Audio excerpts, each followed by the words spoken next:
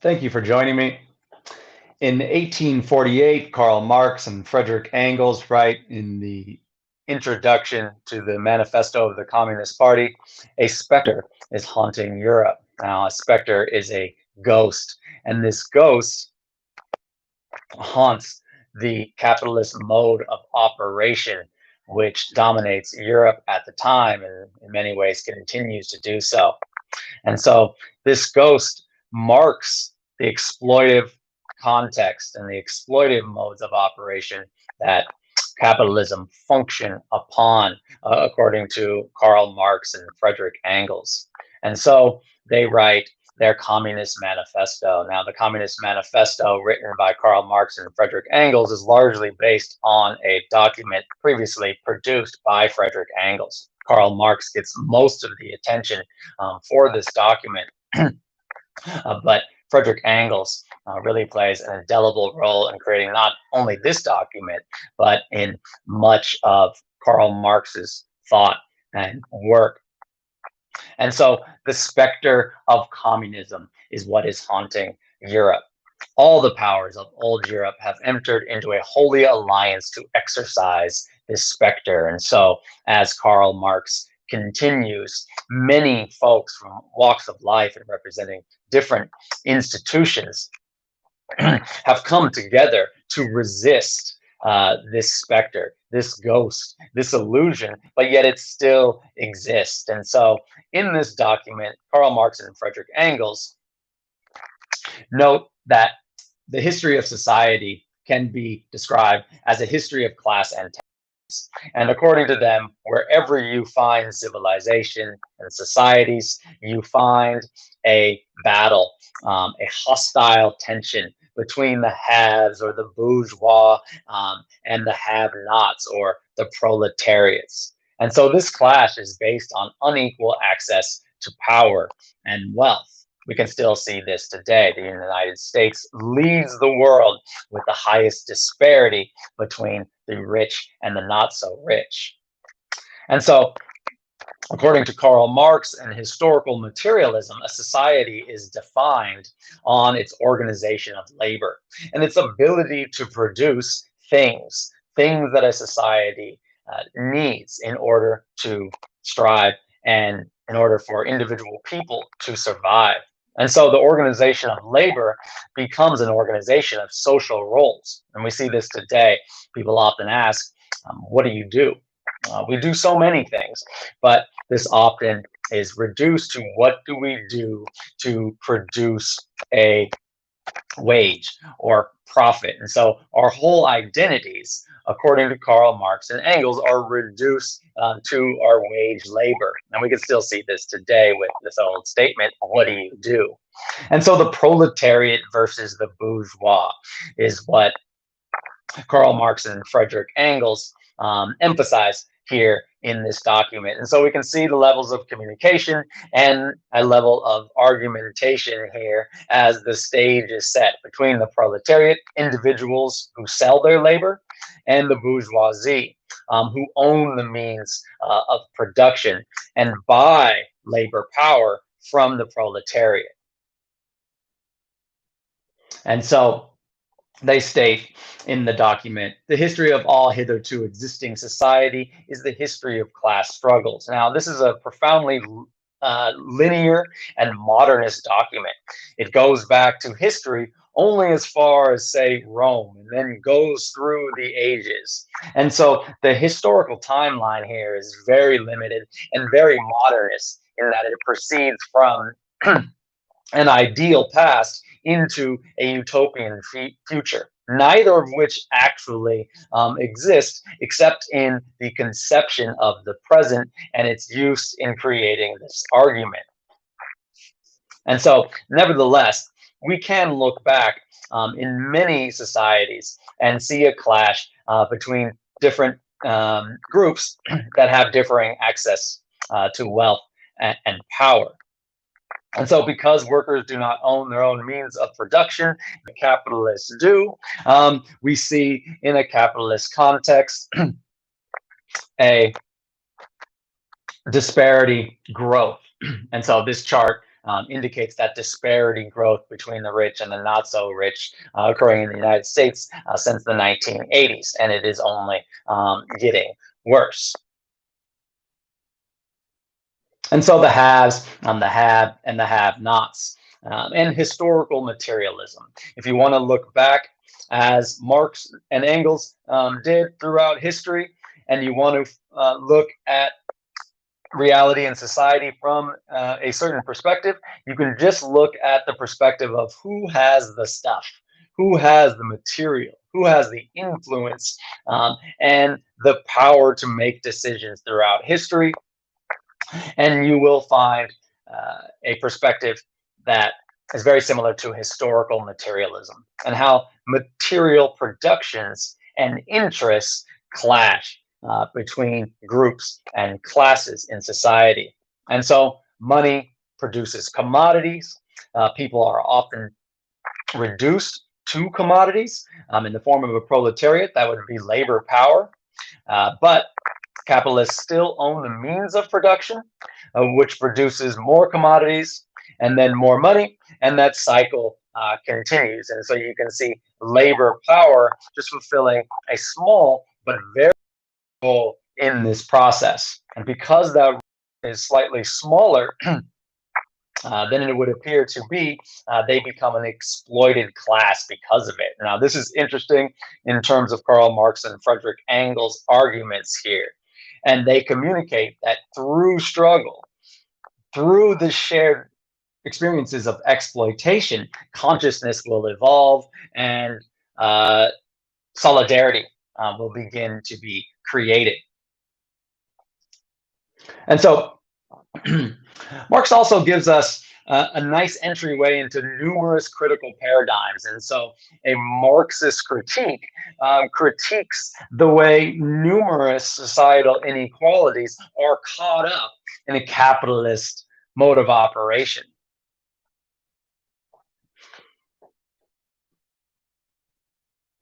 And so feminism, for example, discusses the inequalities between sex and gender in a patriarchal society and how these are involved in the economics of a capitalist system. This work also is laid out very clearly by Engels before Marx attends to such intersectional issues with socialist, communist, and Marxist theory. So once again, we see Frederick Engels, the very capable and independent confidant of Karl Marx throughout his entire career. And so I might ask you, what other power disparities can you locate that are based on subject positionality? And so because capitalists own the means of production, they are in the power position in society. And while the proletariat do not own the means of production and have their labor exploited, then because of that subject positionality, there is a power disparity. And so these levels of critique that Marx and Engels offer in terms of economics can be applied to different subject positionalities. The feminist movement, as I discussed there very briefly, is but one example. And so labor and subjectivity, or identity and subjectivity, because you work for your wages, this makes you a proletariat. And this makes you a worker, part of a worker class, able to engage with others who share similar experiences. And so the female experience within a proletariat society is very similar and might produce a certain level of consciousness and in turn solidarity, which functions very similar to the proletariat. And so history and struggle, when we look back at the timeline presented by Marx and Engels, we see a history and a timeline defined by struggle. And this struggle is the dominant mode of experience experienced by the proletariat. And so, interestingly enough, uh, Karl Marx and Frederick Engels argue that what we see today and the realities that we experience today with technological advancements and the individual belief in human ingenuity and spirit is largely due to a bourgeois society. And so the bourgeoisie, as they state, played a revolutionary role, ushering in modernity and promoting human capability. We often note this as a defining attribute of the Renaissance, the rebirth of ancient Greek thought. And that also ushers in humanism, that belief in humans as having control of our own destinies. And so during this era, which is largely fueled by bourgeois and capitalist societies, we shed our natural superiors. Now, who are our natural superiors? Our natural superiors are a higher power, God, or the monarchy that is ordained to rule by God. And so, if you're born in a certain position, there's real no hope of getting out of that position. But in Europe, after the Renaissance, we see a belief in our own capabilities to change the stations of our lives and that of others. At the same time, who do we blame now? Now we have to start to look at us as the problem. So we live in a post scarcity world. There's enough to go around for everybody for the most part, but clearly not everybody in the world is getting what they need to strive and survive. And so, what is the problem? It is not a higher power, it is us. Now, if we extrapolate and expand that to subjectivity or an identity, then now you can see humans or man, this new concept, is might be confining as well. And so the linear timeline that we see is very modernist and moves from a past idealism into a future utopia. Right. And this utopian concept of the human exists all the way throughout this timeline. And so a postmodern stance is defined by multiple trajectories moving in various directions. While a modern stance oftentimes just paints a linear picture that we're moving from a clear past into a distinct future, and anything we do moves us forward. A postmodern stance sees that, well, we kind of regress a little bit at different times, and there's different levels of truths depending on different cultural situations. Nevertheless, Karl Marx and Frederick Engels continue their levels of communication and argumentation. And so, because the bourgeoisie promoted human capability and strived so vehemently for scientific and technological progress, exploration, and expansion, they sowed the seeds of their own demise. And this is the argument that Karl Marx and Frederick Engels make. There's these internal contradictions within the capitalist mode of operation that function on injustice, exploitation, and inequality, and according to them, means that the mode of operation will ultimately meet its own demise, which is a key point to their argument and something that is very interesting. If you're looking at the landscape today and you want to find capitalism and socialism and communism and Marxist theory, we can find it all over the place. It's not as monolithic as it might be described in this document in 1848. We can see socialist modes of operation. We can see capitalist modes of operation. We can see forms of exploitation in both manifestations. And so Martin Luther, as he tacked his 96 Theses on the door of the Church of Wittenberg, produced a manifesto that changed the Christian paradigm. And so this is a manifesto, and the manifesto of the Communist Party is also a manifesto, literally meaning written with hand or voiced with hand, and it is a form of a call to action. It has levels of communication and argumentation that are forms of social advocacy that seek to change reality. Karl Marx is a philosopher. Many people forget that, but he is primarily a philosopher.